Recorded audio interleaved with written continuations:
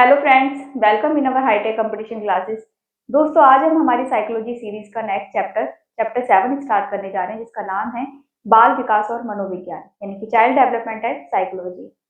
दोस्तों, इस चैप्टर में हमें विकास के बारे में जानना है, विकास के पहलुओं के बारे में जानना है, विकास के सिद्धांत, विकास की अवस्थाएं, विकास को प्रभावित करने वाले कारक।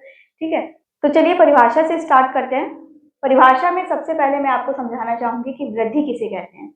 वृद्धि और विकास किस प्रकार से एक दूसरे से अलग है, तो इसको मैं विकास के साथ ही समझाती चलूंगी। तो देखिए, वृद्धि की परिभाषा क्या कहती है कि वृद्धि से तात्पर्य शारीरिक अंगों व संपूर्ण जीव की वृद्धि से है।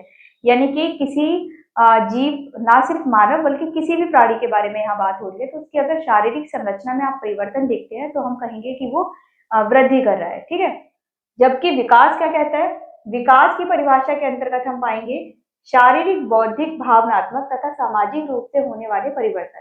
ना सिर्फ शारीरिक परिवर्तन देखे जाते हैं विकास के अंतर्गत, बल्कि बौद्धिक रूप से आने वाले परिवर्तन, भावनात्मक रूप से आने वाले परिवर्तन और सामाजिक या राजनैतिक, नैतिक किसी भी प्रकार से अगर किसी व्यक्ति में परिवर्तन देखे जा रहे हैं, सुधार देखा जा रहा है, तो उसको हम क्या कहेंगे, विकास।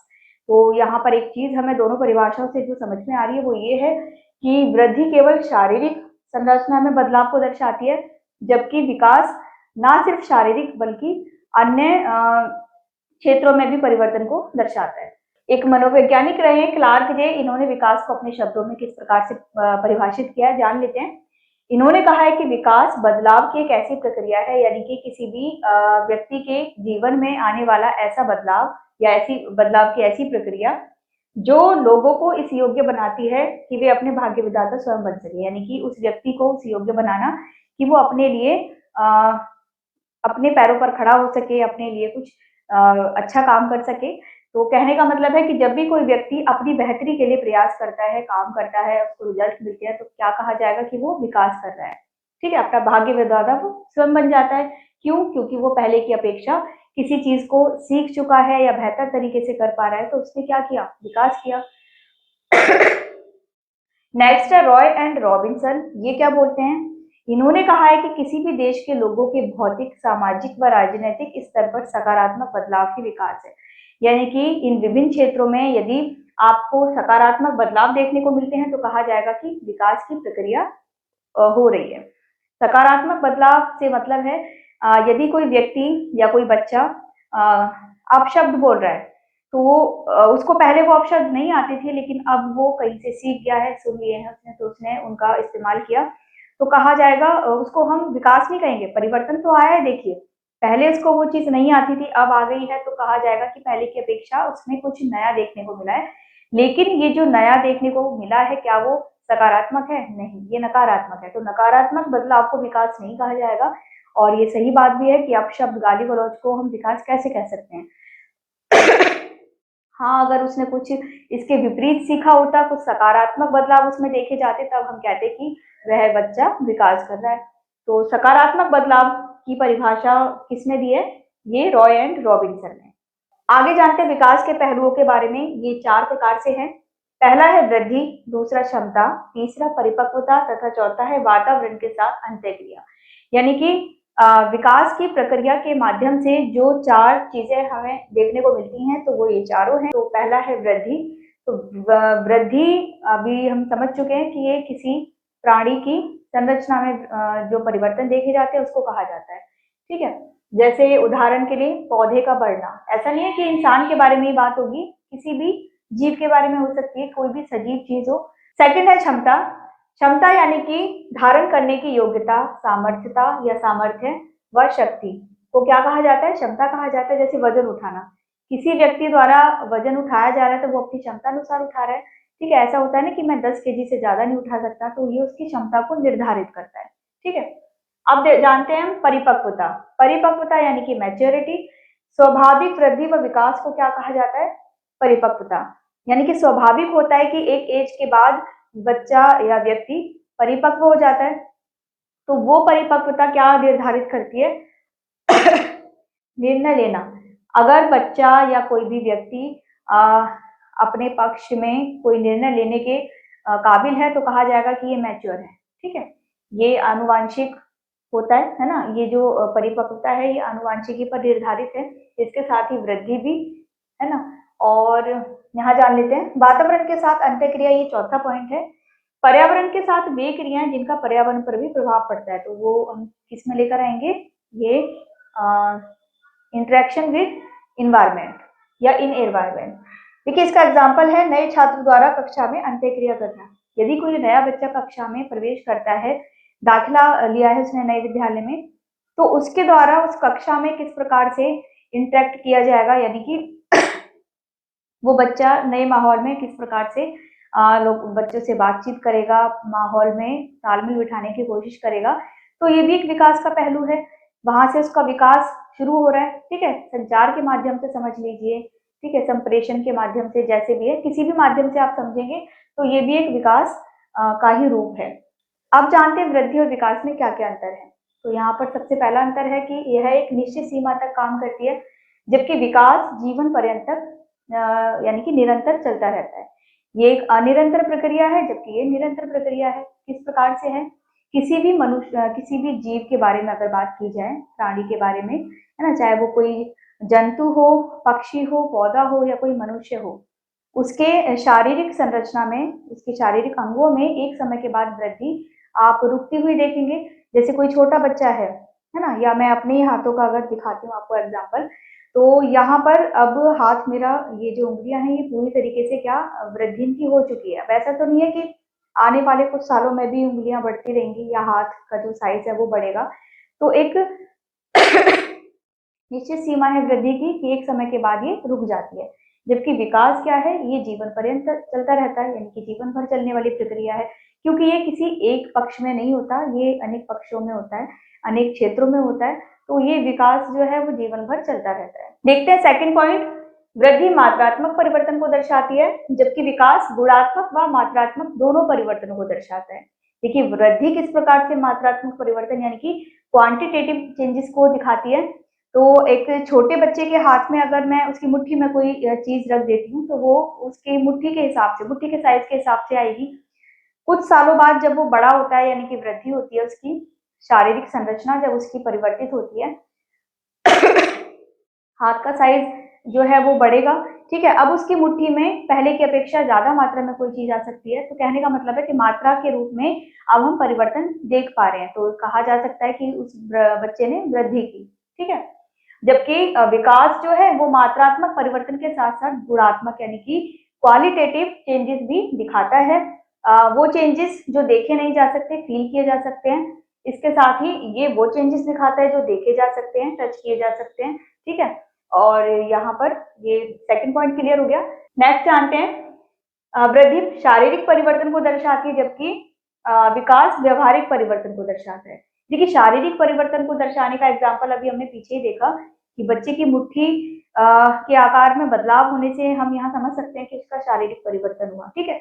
इसको जान लेते हैं, विकास में व्यवहारिक परिवर्तन किस प्रकार से होते हैं। छोटे बच्चे को जब आप किसी भी सामने वाले इंसान से नमस्ते करने को बोलेंगे, उसके मूड पर होता है कि वो करेगा कि नहीं करेगा, ठीक है। मन है तो कर लेगा, कई बार नहीं भी करता है, ऐसा आपने भी देखा होगा। लेकिन जैसे ही बच्चा बड़ा होता है तो उसमें इतनी समझ विकसित हो जाती है कि वो अपने आप से नमस्ते करने लगता है। तो यहाँ पर वही चीज है कि उसके व्यवहार में परिवर्तन देखा जा रहा है। जो व्यवहार आप उसे जबरदस्ती करवा रहे थे, एक टाइम बाद वो खुद से उसको अपनाने लगता है। तो यहाँ पर परिवर्तन किस प्रकार से देखा गया, व्यवहार के व्यवहारिक माध्यम से, ठीक है। नेक्स्ट है, यहाँ वृद्धि में मापन संभव है। मात्रात्मक परिवर्तन है तो मात्रा को तो मापा जा सकता है, जैसे मेजरमेंट हो सकता है हाइट का, वेट का, ठीक है। बच्चा पहले छोटा था, हाइट उसकी कम थी, बच्चे ने वृद्धि की, हाइट बढ़ गई है, तो यहाँ पर हमने हाइट को मेजर कर लिया। इसी प्रकार से वजन की बात की जाए तो पहले बच्चा छोटा था, उसका वजन कम था, थोड़ा बड़ा हुआ, ठीक है। बोन्स का वेट बढ़ता है तो इस प्रकार से उसका वजन भी बढ़ा, तो वहां पर भी हम मेजरमेंट कर सकते हैं वेट के अनुसार। तो यहाँ पर मापन संभव है, जबकि विकास में शुद्ध मापन संभव नहीं है। यानी कि मापन तो हो सकता है, ऐसा नहीं कि मापन असंभव है, लेकिन आप ये नहीं कह सकते कि प्योरली उसको मापा जा सकता है ना। व्यवहार में जो परिवर्तन था, क्या आप उसको माप सकते हैं कि पहले वो नमस्ते नहीं करता था तो ये उसका व्यवहार 1.5 kg था, अब वो नमस्ते कर लेता है तो अब उसका व्यवहार 2.5 kg हो गया। तो ऐसा नहीं कह सकते ना। तो यहाँ पर शुद्ध मापन संभव नहीं, क्योंकि ये व्यवहारिक ज्यादा होता है, ठीक है, गुणात्मक ज्यादा होता है, फील करने वाली चीजें होती हैं यहाँ पर, ठीक है, जो ना देखने मतलब जो चीजें सीन नहीं की जा सकती तो वो वाली चीजें यहाँ देखने को मिलती हैं, तो उनका मापन भी उस प्रकार से संभव नहीं होता। नेक्स्ट है, यह जैविक प्रक्रिया है, बायोलॉजिकल प्रोसेस है ये, ठीक है, जेनेटिक्स पर आधारित है। आनुवांशिकी से प्रभावित होती है वृद्धि, जबकि विकास आनुवांशिकी के साथ साथ वातावरणीय या पर्यावरणीय कारकों से भी प्रभावित होता है। तो इस प्रक्रिया में दोनों चीजें आ जाती हैं, जबकि इसमें एक ही चीज आती है। तो आप देख रहे हैं कि बड़ा कौन है, विकास। तो विकास बड़ा है क्योंकि विकास का ही एक अंग कौन है, वृद्धि है। नेक्स्ट पॉइंट है, वृद्धि द्वारा विकास हो भी सकता है अथवा नहीं, यानी कि वृद्धि के होने ना होने से विकास पर कोई खास फर्क नहीं पड़ता। और इसके अपोजिट यहाँ सामने लिखा हुआ है कि वृद्धि के बिना भी विकास हो सकता है, बिल्कुल हो सकता है। वृद्धि विकास का केवल एक पहलू है, बाकी पहलू तो काम करेंगे ना। देखिए, एक बच्चा है जिसकी हाइट में ग्रोथ नहीं देखी जा रही, तो ये कहना गलत होगा कि उसके अन्य पक्ष यानी कि विकास का ही एक पक्ष वृद्धि है जो कि काम नहीं कर रहा है, तो बाकी के जो पक्ष हैं जैसे कि मानसिक विकास हो गया, है ना, और उसका सामाजिक विकास है या नैतिक विकास है, तो वो सारे विकास रुक जाएंगे। ये गलत रहेगा कहना, क्योंकि एक पहलू काम नहीं कर रहा है तो उसका प्रभाव बाकी पहलुओं पर नहीं पड़ेगा, विकास तो तब भी होगा, ठीक है। नेक्स्ट है, वृद्धि विकास का एक अंग है, बिल्कुल। देखिए, विकास एक ऐसी प्रक्रिया है जिसके अनेक पहलू हैं, अनेक पक्ष हैं, अनेक आयाम हैं, जिनमें से एक का नाम क्या है, वृद्धि है। यहाँ सामने लिखा है कि विकास अपने आप में संपूर्ण है, विकास अपने आप में संपूर्ण है, और वृद्धि जो है वो एक अंग के रूप में है। किसके अंग के रूप में, विकास के अंग के रूप में। लास्ट पॉइंट है, यह एक सरल प्रक्रिया है जो एक ही पहलू में काम करती है। देखिए, ये केवल एक ही पहलू में काम करती है। किस प्रकार से काम करती है, तो ये केवल किसी भी जीव की शारीरिक संरचना या शारीरिक आकार कह लीजिए, बनावट कह लीजिए, केवल उसी पहलू पर काम करती है, ठीक है, उसके आयतन में परिवर्तन लेकर आती है। तो यहाँ पर एक ही तरीके से काम किया जा रहा है, जबकि विकास एक जटिल प्रक्रिया है जो एक से अधिक पहलू पर काम करता है, बिल्कुल करता है। ये बौद्धिक परिवर्तन आप देख सकते हैं इसमें, ठीक है, इस प्रक्रिया के अंतर्गत। इसके साथ ही सामाजिक परिवर्तन देख सकते हैं, राजनीतिक परिवर्तन देख सकते हैं, या किसी भी प्रकार से आप जो भी परिवर्तन देखेंगे वो सारे किसके अंतर्गत आएंगे, विकास के अंतर्गत। लेकिन केवल अगर आकार में परिवर्तन देख रहे हैं आप, संरचना में परिवर्तन देख रहे हैं, तो वो किसके अंतर्गत आएंगे, वृद्धि के अंतर्गत। तो ये इसका काम ज्यादा है, इसीलिए एक जटिल प्रक्रिया है। इसका काम सरल है क्योंकि ये एक ही प्रक्रिया, एक ही पहलू पर काम करते हैं। तो ये कुछ मेन पॉइंट्स थे वृद्धि और विकास यानी कि ग्रोथ एंड डेवलपमेंट के बारे में। देखिए, जब भी हम विकास पढ़ेंगे तो वृद्धि को साथ में पढ़ना होगा, क्योंकि कुछ चीजें हमें कंपेयर करके समझनी है, तो वही चीजें मैंने यहाँ पर आपको क्लियर की हैं, तो इतना आपको समझ में आ गया होगा। देखिए, विकास बहुआयामी होता है, अर्थात यह अनेक दिशा में कार्य करता है। मीन्स ये एक डायरेक्शन में काम नहीं करता, इसकी अनेक दिशाएं होती हैं, अनेक आयाम होते हैं, जबकि वृद्धि इसके अपोजिट है। वृद्धि का एक ही आयाम होता है, शारीरिक संरचना में बदलाव लाना, ठीक है, और उसको हम बोल सकते हैं कि एक ही दिशा में काम करती है वो, ठीक है। अनेक दिशा में कार्य करना, उसको हम कैसे समझेंगे। देखिए, अनेक दिशा में कार्य करने का मतलब है कि बच्चे का शारीरिक विकास भी होना, है ना, गत्यात्मक विकास यानी कि मोटर स्किल्स उसके डेवलप हो रहे हैं, यहाँ पर कोई काम करना है, चलना फिरना है, दौड़ना भागना है, तो वो सारा किसमें आएगा, गत्यात्मक मीन्स गति से संबंधित जो विकास है। भावनात्मक, इमोशन से रिलेटेड जो डेवलपमेंट है, पहले बच्चा जल्दी जल्दी रो जाता है किसी भी छोटी सी बात पर, लेकिन फिर वो थोड़ा सा मैच्योर हो जाता है ना। सामाजिक विकास, समाज में बच्चे को किस प्रकार से व्यवहार करना है वो चीजें आ जाती हैं, तो हम कहेंगे इसका सामाजिक विकास भी हुआ है। बौद्धिक विकास, नैतिक विकास, भाषा विकास के माध्यम से हम ये जान सकते हैं कि विकास बहुआयामी होता है। तो ये वो एग्जाम्पल थे जिन माध्यमों से हमें ये समझने में मदद मिलती है कि विकास एक दिशा में कार्य नहीं करता, ये अनेक दिशा में कार्य करता है। आइए जानते हैं विकास के सिद्धांतों के बारे में। पहला सिद्धांत है निरंतरता का सिद्धांत, यानी कि विकास निरंतर चलने वाली प्रक्रिया है और ये शुरुआती दौर में तीव्र गति से होती है, उसके बाद इसकी गति धीमी हो जाती है, ठीक है। सेकंड है समन्वय का सिद्धांत। विकास सभी अंगों के समन्वय द्वारा स्थापित होता है। यहाँ पर ये चीज समझनी है। तीसरा है व्यक्तिगतता का सिद्धांत, यानी कि व्यक्तिगत रूप से सभी के जो विकास के चरण हैं वो अलग अलग हो सकते हैं। ठीक है, कोई स्पीडली डेवलप कर रहा है तो कोई स्लोली कर रहा है, तो यहाँ पर व्यक्तिगत रूप से भिन्नताएं पाई जाती हैं। नेक्स्ट है परिमार्जिता का सिद्धांत। इसका मतलब है संशोधन करना। यदि किसी बच्चे को वो शिक्षा प्राप्त नहीं कर पा रहा है, ठीक है, तो उसको अगर शिक्षा के अवसर दिए जाएं तो उसका विकास क्या हो जाएगा, बढ़ जाएगा। उसकी जो गति है विकास की वो बढ़ जाएगी पहले की अपेक्षा। तो यहाँ पर मॉडिफाई करना होता है। ठीक है, विकास की गति को मॉडिफाई किया जा सकता है, किस प्रकार से, उसको अवसर प्रदान करके। अगला है वर्तुलाकार का सिद्धांत, यानी कि स्पाइरल शेप्ड थ्योरी है ये डेवलपमेंट की, जो कि हमें बताती है कि स्पाइरल को अगर मैं ऐसी हाथ से अगर आपको समझाती हूँ, तो इस शेप में क्या है कि स्टार्टिंग में क्या होता है, शैशवावस्था होती है ना, जब बालक का जन्म होता है। उसके बाद का जो प्रोसेस है, बाल्यावस्था आती है, फिर अगला चरण आता है। ठीक है, तो उम्र इस तरीके से बढ़ती रहती है। तो विकास के जो चरण है वो पिछले चरण से जुड़कर दूसरे चरण पर पहुंचते हैं। ठीक है, तो इस शेप को क्या कहा जा रहा है, मतलब इस चीज को क्या कहा जा रहा है यहाँ पर, वर्तुलाकार का सिद्धांत। हर चरण पिछले चरण से जुड़ा हुआ होता है ना। नेक्स्ट है समान प्रतिमान का सिद्धांत। इसका मतलब है कि चाहे वो इंडिया का बच्चा हो, है ना, जन्मजात कोई शिशु है इंडिया में, मतलब उसका जन्म हुआ है, चाहे इंग्लैंड में हुआ हो, चाहे जापान में हुआ हो, या चाइना में हुआ हो, कहीं भी हुआ हो, बच्चों का जो विकास होता है, यानी कि शिशुओं का जो विकास होता है वो सभी जगह सेम होता है। उसका जो प्रोसेस है वो सेम है। ऐसा नहीं है कि चाइना में नवजात शिशु का विकास अलग तरीके से होगा, इंग्लैंड में अलग तरीके से होगा, भारत में अलग तरीके से होगा, जापान में अलग तरीके से होगा। ठीक है, तो समान प्रतिमान कुछ चीजें ऐसी हैं जो सेम होती है, सिमिलैरिटीज वहां हम सभी में देखेंगे। नेक्स्ट है निश्चित एवं पूर्व कथनीय प्रतिरूप का सिद्धांत। यहाँ कहा जा रहा है कि विकास का जो रूप है वो निश्चित प्रतिरूप होता है। मीन्स विकास जो है वो एक निश्चित दिशा में होता है। जैसे सिर से पैर तक का विकास, है ना, या आप कह सकते हैं कि शरीर के मध्य भाग से बाहरी और जो होने वाला विकास है, सफेलोकॉर्डल सिर से पैर तक के विकास को बोलते हैं, प्रॉक्सिमोडिस्टल बोलते हैं कि केंद्र से बाहर की ओर, यानी कि निकट से दूर की ओर जो होने वाला विकास है।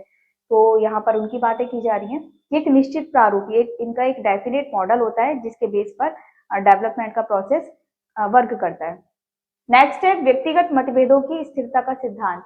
मीन्स व्यक्तिगत रूप से हम सभी में मतभेद पाए जाते हैं और उन मतभेदों की भी उन मतभेदों में भी स्थिरता देखने को मिलती है। तो वो स्थिरता कैसे देखने को मिलती है, देखिए दो व्यक्ति हैं, अलग अलग हैं, एक का विकास शुरुआती दौर से ही धीमी गति से हुआ है तो वो आगे भी धीमी गति से ही होगा, और एक है जो कुदरती स्टार्टिंग से ही उसका जो विकास है वो तेज गति से हुआ है तो वो तेज गति से ही आगे चलता रहेगा। तो यहाँ पर व्यक्तिगत रूप से जो मतभेद पाए जाते हैं उनमें स्थिरता भी देखने को मिलती है कि जिसका प्रोसेस स्टार्टिंग से स्लो है वो स्लो ही रहेगा, जिसका प्रोसेस स्टार्टिंग से फास्ट है वो फास्ट ही रहेगा। नेक्स्ट है संचय व पुनरावृत्ति का सिद्धांत। देखिए संचय से मतलब है संचय होना। ठीक है, विकास के माध्यम से एक के बाद एक चीज जुड़ती रहती है, और पुनरावृत्ति का मतलब है कि वो चीज फिर से रिपीट होती है। जैसे बचपन में स्वप्रेम की भावना होती है बच्चे में, ठीक है, सेल्फ लव होता है, सेल्फिश होता है बच्चा, अपनी खुशी के लिए काम करता है। यही चीज पोस्ट एडोलेसेंस में भी देखने को मिलती है, यानी कि उत्तर किशोर अवस्था में।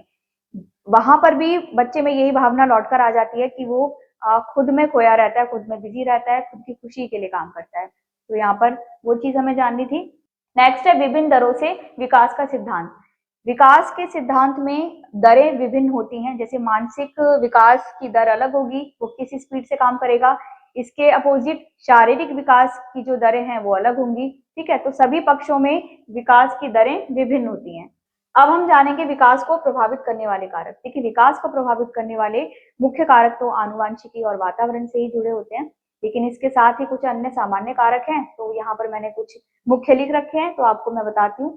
सामाजिक कारक, समाज में बच्चा किस समाज में, किस प्रकार के समाज में पल बढ़ रहा है। ठीक है, वो समाज में निकलता है तो क्या चीजें देखता है, सीखता है, तो उससे उसके विकास पर प्रभाव पड़ता है।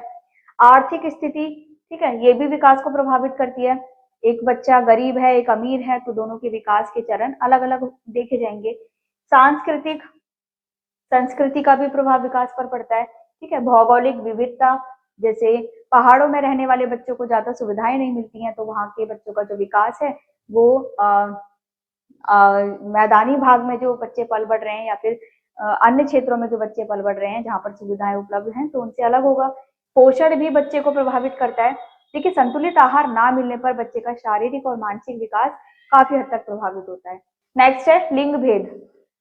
लड़कियों को कम पढ़ाना, लड़कों को ज्यादा पढ़ाना, तो इस प्रकार से विकास जो है दोनों में अलग अलग पाया जाएगा। हालांकि अगर अवसर दोनों को समान दिए जाए तो दोनों का विकास एक ही स्तर पर हम देखेंगे। इसके साथ ही बुद्धि, बुद्धि का स्तर किस प्रकार से है बच्चे का, तो उससे भी उसके विकास को प्रभावित होता हुआ देखा जाता है। तो ये कुछ सामान्य से कारक थे। अब जानते हैं आनुवंशिकी और वातावरण किस प्रकार से विकास को प्रभावित करते हैं। देखिए, विकास गर्भ से कब्र तक सक्रिय रहने वाली प्रक्रिया है, यानी कि वॉर्म टू टॉर्म इसको बोला जाता है। ठीक है, गर्भाधारण से ही विकास स्टार्ट हो जाता है। हम ये नहीं कहेंगे कि जन्म से स्टार्ट होता है, जन्म से पहले ही विकास शुरू हो जाता है। तो इस कारण से आनुवंशिकी का प्रभाव तो विकास पर पड़ना ही है ना। इसके भी 3 लक्षण हैं, शारीरिक लक्षण, मानसिक लक्षण तथा अन्य व्यक्तित्व लक्षण। आनुवंशिकी के प्रभाव के जो लक्षण हैं, शारीरिक लक्षण इस प्रकार से हैं कि पेरेंट्स में से किसी की अगर नीली आंखें हैं तो बच्चे में भी उसकी संभावना हो सकती है, बच्चे की भी आंखें नीली होने की संभावना हो सकती है। मानसिक लक्षण ये हो गए कि पेरेंट्स में से कोई एक अगर गुस्से वाला है तो बच्चा भी गुस्से वाला हो सकता है। ठीक है, इसके साथ ही अन्य व्यक्तित्व लक्षण, पेरेंट्स की कुछ आदतें, उनका व्यवहार, उनका चरित्र, वो भी ट्रांसफर हो जाता है किसमें, बच्चे में। तो ये आनुवंशिकी लक्षणों के उदाहरण थे। नेक्स्ट है विकास संपूर्णतः आनुवंशिकी पर ही निर्भर नहीं है, लेकिन यह विकास को एक आधार प्रदान करती है। बिल्कुल सही बात है, क्योंकि आनुवंशिकी ही सब कुछ नहीं है विकास के लिए, लेकिन हाँ, बेस का काम वो जरूर करती है। तो बेस कहाँ से बनता है, यानी कि जन्म से पहले ही विकास स्टार्ट हो जाता है, और उसका रीजन क्या है, आनुवंशिकी तो है। तो बेस किसने बनाया, आनुवंशिकी। यहाँ तक हमने आनुवंशिकी के बारे में जान लिया। अब हमें जानना है कि वातावरण से किस प्रकार से प्रभाव पड़ता है बच्चे के विकास पर। वातावरण से पड़ने वाला प्रभाव कई तत्वों के समावेशन द्वारा पड़ता है, यानी कि वातावरण से किसी एक चीज, वातावरण में आप देखेंगे वातावरण अपने आप में ही काफी सारी चीजों का समावेशन है, तो किसी एक चीज से ही प्रभाव नहीं पड़ेगा, वातावरण में मौजूद सारी चीजें ही प्रभावित करती हैं बच्चे के विकास को। ठीक है, क्योंकि वातावरण खुद ही उसका जो अस्तित्व है वो कई तत्वों के समावेशन से बना हुआ है, तो कई तत्व ऐसे होंगे जो बच्चे के विकास को प्रभावित करेंगे। अब जानते हैं डगलस और हॉलैंड की परिभाषा को। ये कहते हैं कि वातावरण एक ऐसा शब्द है जो समस्त बाह्य शक्तियों, प्रभावों व दशाओं को सामूहिक रूप से वर्णन के लिए प्रयुक्त किया जाता है। यानी कि जितनी भी बाहरी शक्तियां हैं उन सभी का सामूहिक रूप से अगर हम वर्णन करें एक शब्द में तो उसको क्या कहा जाएगा, वातावरण। तो इनका मानना है कि ये जो शक्तियां हैं ये वातावरण में मौजूद सभी जीवित प्राणियों के जीवन को, व्यवहार को, बुद्धि को, परिपक्वता को प्रभावित करती हैं। ठीक है, बिल्कुल सही बात है ये कि जो भी बाहरी तत्व हैं वो सभी हमारे जीवन में प्रभाव डालते हैं। तो यहाँ हम जान चुके हैं कि आनुवंशिकी और वातावरणीय प्रभाव किस प्रकार से किसी बच्चे के विकास को प्रभावित करते हैं।